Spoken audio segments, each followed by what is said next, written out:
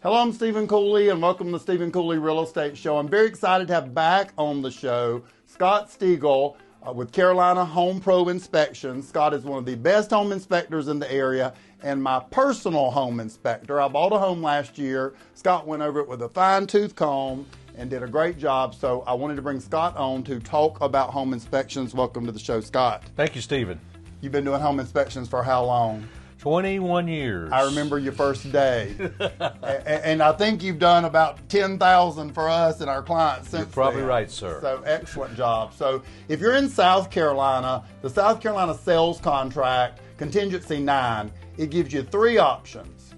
And one is to have an inspection if you're a buyer and ask the seller to make the repairs. Number 2 is a due diligence, which is just like North Carolina, where you have a time period to decide if you want to buy the home, which includes home inspections. And the third option in South Carolina is as is. But even in as is, you can have a home inspection. And so no matter what home you're buying, and trust me on this, you've got to get a home inspection. And a home inspection is like going to the doctor and getting a checkup and knowing if there's something major or minor about the home. And Scott is the expert on that. Thank you for being here, Scott.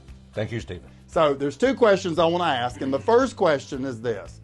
If I'm a seller and my home is getting ready to go on the market, which means it's probably going to sell in a day if they list it with Stephen Cooley Real Estate, and then the buyer's going to get a home inspection. They're going to get a home inspection no matter which of those 3 options they pick in contingency 9 in the South Carolina contract.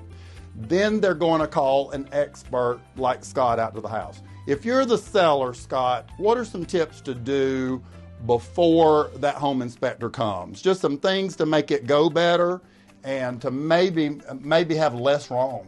Okay, well, kind of starting on the exterior, Stephen, we want to make sure that we get our gutters clean. We want to really make sure any exterior maintenance, a little bit of curb appeal, anything outside the house stored against the property, against the home. I want to pull that back about 4 feet to have accessibility.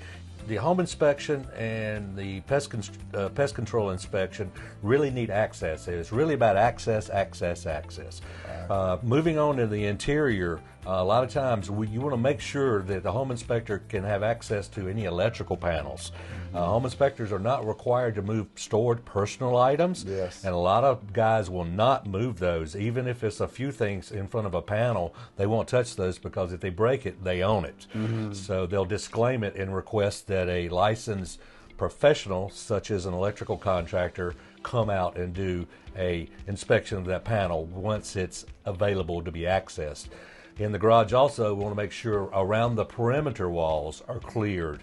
We want to make sure that we can get around those perimeter walls, pull the stuff to the center, making sure that a home inspector can get in there. In the house, same thing. If you've already packed up your belongings and things, let's move those boxes to the center. We want to have access to the receptacles. We want to be able to see the baseboards. We want to get to the windows. What you want to do as a homeowner is you want to make sure those windows are operable, making sure they're open and closing, because if they're not, then a home inspector is going to call that out as a problem in an emergency situation. Going into the attic, making sure that the attic is accessible. A lot of times we'll show up at a home and there'll be a attic access with a bed underneath it, and there's no way to get in the attic. So a home inspector, what does he do? He disclaims it. I couldn't go in the attic. Something was in the way. Which is a major part of the inspection. Which is a major part of the inspection. One of the other things is making sure that pets are removed. Take them away. A lot of times we'll show up and there'll be a dog in the backyard that's barking. We don't know if that dog is friendly or not. So most home inspectors will try to make a phone call, try to get someone out there to take the dog away. Even if you tell them the dog doesn't bark, a lot of home inspectors say, well, maybe he will not bite some people, but he may bite me. That's right. So he'll disclaim the backyard and say, I can't get to the back of the home because there's an animal out there.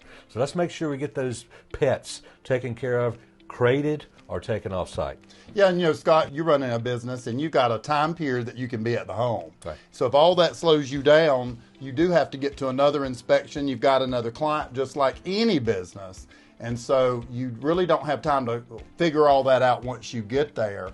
I also see, we have a lot of crawl spaces in our area. We have attic accesses, and then a lot of people think that's for storage, and sometimes it can be a partial basement or a big floored attic.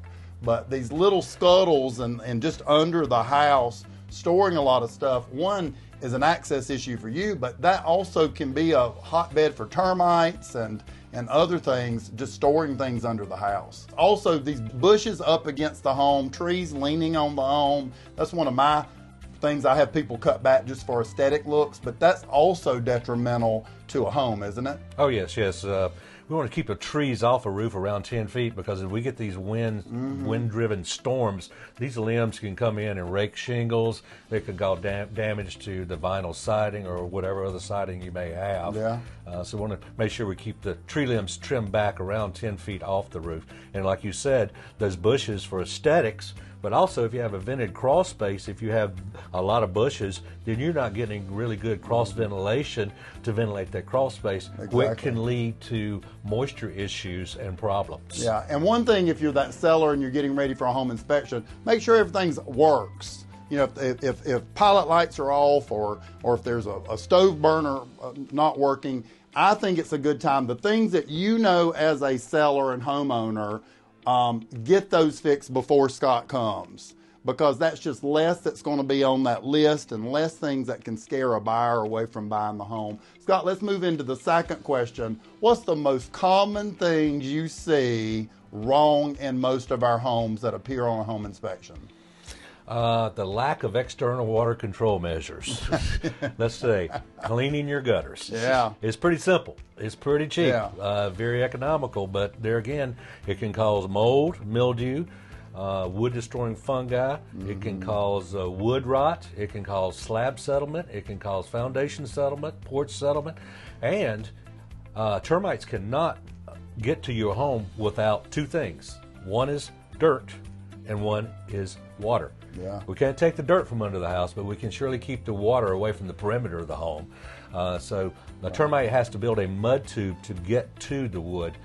So if we keep that water, clean gutters, clean downspouts, positive grade around the perimeter of the home, we statistically reduce the chances of having any termites. Yeah, we all know fire destroys a home. Water does the same thing over a period of time, and most of that's rain, and water the home doesn't have the correct water management systems. Exactly. Right, Scott? Exactly. Other than water, what's the next big thing you see on home inspections? Next big thing is probably HVAC issues. Yeah. There's a lot of people don't maintain their systems.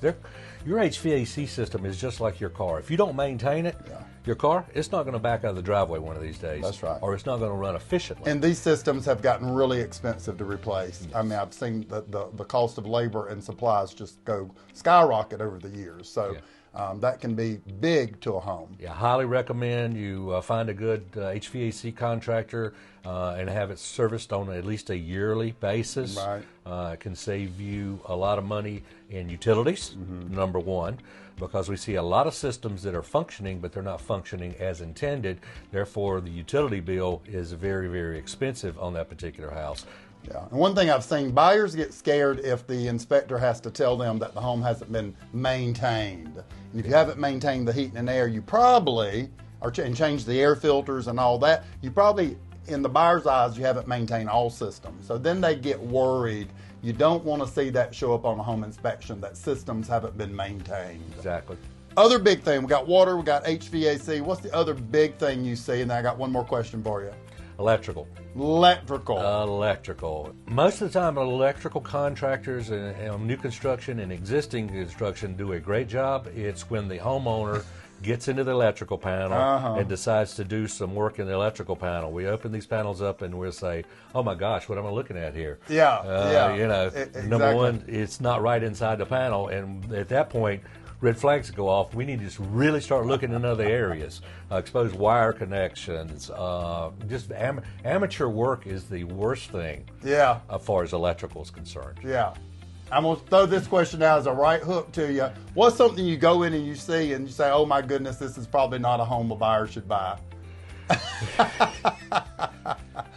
I would say structural issues. Yeah. Structural Hard issues. to fix those. Yeah, they are very expensive. Especially if it starts from when the home was built. Yeah, I mean, even though you're buying a new home from a extremely reputable builder, have it inspected before you close, because Scott can catch structural problems that's going to really catch you 10 years down the road when you resell the home. So I believe so much in home inspections. About every 3 years, I get Scott out to inspect my home, even when I'm not selling. So, because I don't move a whole lot. So Scott, tell folks how to reach you and your group if they want a home inspection because they're a seller getting ready to sell, they're a buyer about to buy a home, they're under contract, or if they just own a home and it hasn't been checked out in a few years. How do people reach you?